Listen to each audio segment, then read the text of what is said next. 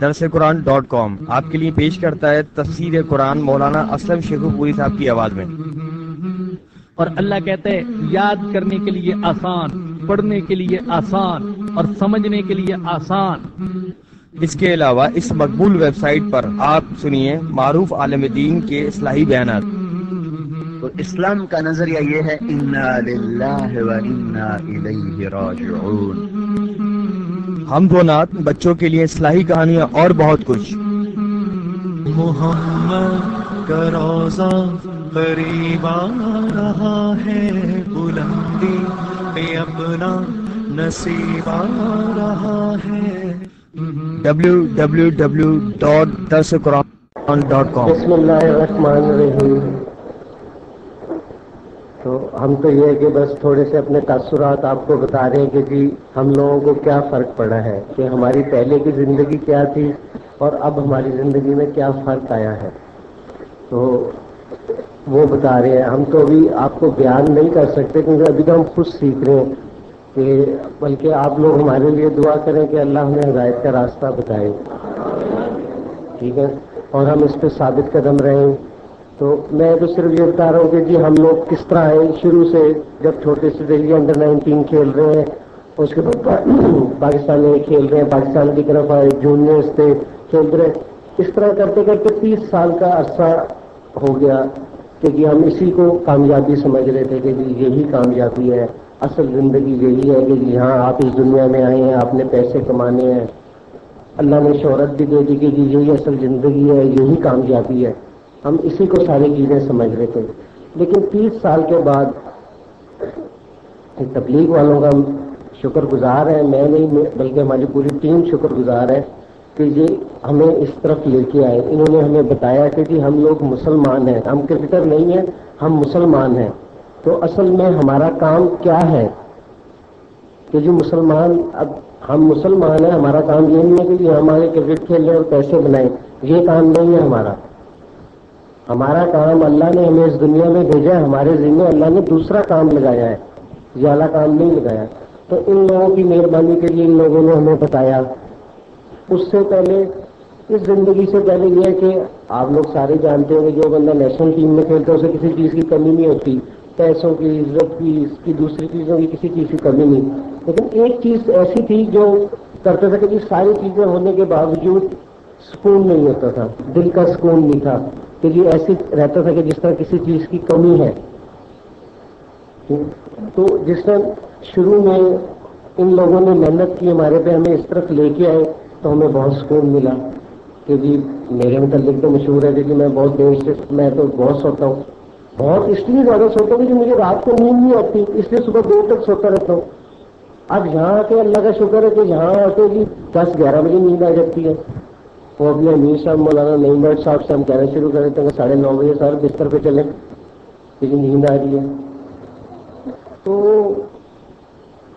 اس line میں آنے کا یہ بتایا کہ جی یہ جو سی چیز ہے نا، یہ ہمیں ادھر کہیں بھی نہیں ملتی۔ اور دوسرے مسلمان ہونے کا جو سا ہمارا کام ہے کہ جی ہمارے ذمہ کیا کام لگایا گیا ہے جس کو ہم نے پورا کرنا ہے، کیونکہ ساری زندگی تو ہم نے اس دنیا میں نہیں رہنا۔ اگر اس دنیا میں آئے ہوئے اور اللہ نے ہمارے ذمہ کوئی کام لگایا ہے تو وہ کیا کام ہے جو ہم نے کر کے واپسی جانا ہے، کیونکہ یہ تو آپ لوگوں کو ساروں کو پتا ہے کہ جی اصل جو سی دنیا ہے وہ تو مرنے کے بعد شروع ہونی ہے، ٹھیک ہے نا۔ یہ تو جتنی بھی دنیا، یہ تو دھوکہ ہے، فریب ہے، ٹھیک ہے نا۔ اصل دنیا تو مرنے کے بعد شروع ہونی ہے۔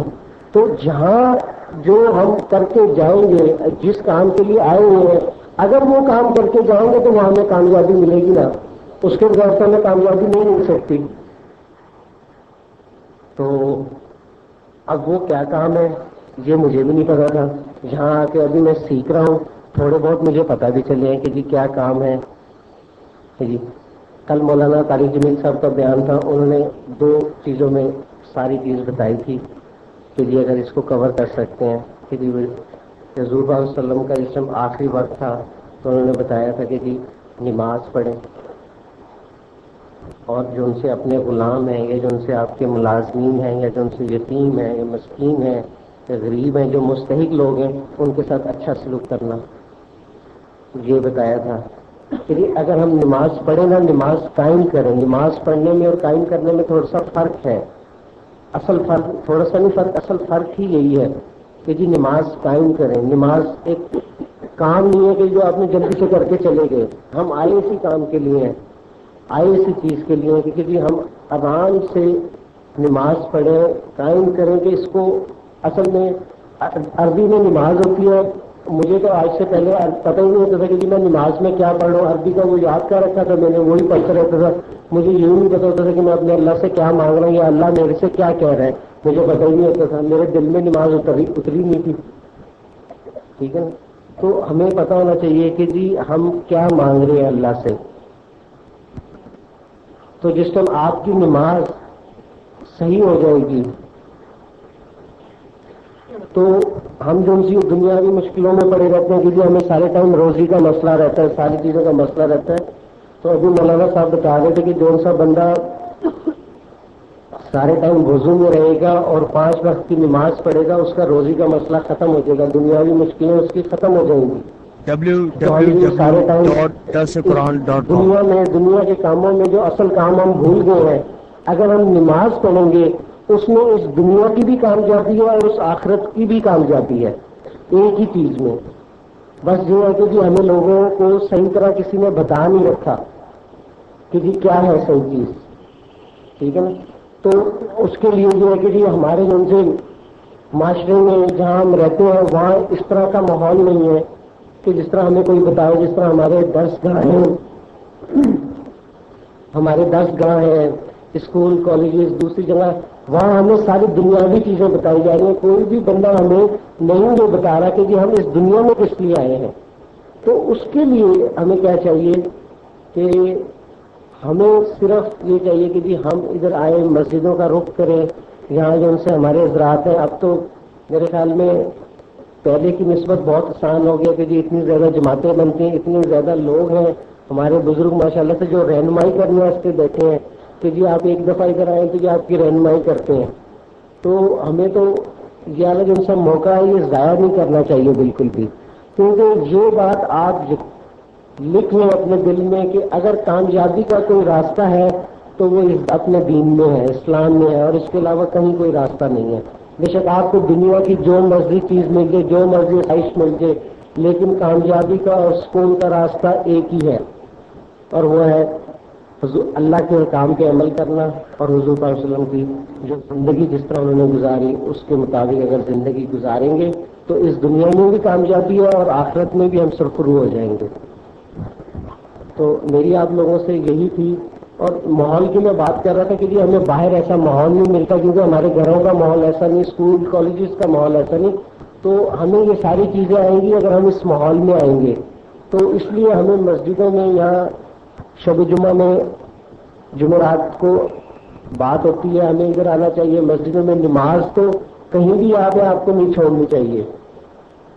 ٹھیک ہے نا. کیوں؟ اور یہاں جو ہم دنیاوی مشکلوں میں پھنسے رہتے ہیں کہ جو ان سے سب سے زیادہ کہ جی میرا کاروبار یہ، میری مسئلہ یہ، میرا ساری چیزیں یہ. تو مسلمان اور ساروں کو یہ پتہ ہے کہ جی دینے والی ذات تو صرف ایک ہے اور وہ ہے اللہ. اس میں تو کسی کو بھی شک نہیں ہے کہ جی اس دنیا کو ان سے پتہ بھی ہے، کیڑی ہے، ساری چیزیں اس کے حکم کے تابع ہیں. اس کے علاوہ تو کچھ نہیں ہو سکتا. ٹھیک ہے نا. اور اس سے ہمیں کوئی دنیا کی مشکل پیش آتی ہے تو اللہ تعالیٰ نے طریقہ بتا رکھا ہے اپنے سے مانگنے کا کہ جی میرے سے مانگو. کیونکہ جس ٹائم کوئی بندہ اس سے مانگتا ہے تو وہ خوش ہوتا ہے کیونکہ وہ دینے والی ذات ہے نا. جس ٹائم کوئی بندہ اس سے مانگتا ہے اس کا وعدہ ہے کہ وہ اس کو دے گا، لیکن مانگنے کا اس نے ایک طریقہ بتایا کہ جی میرے سے کس طرح مانگنا ہے، اور وہ ہے آپ نماز کے ذریعے مانگیں.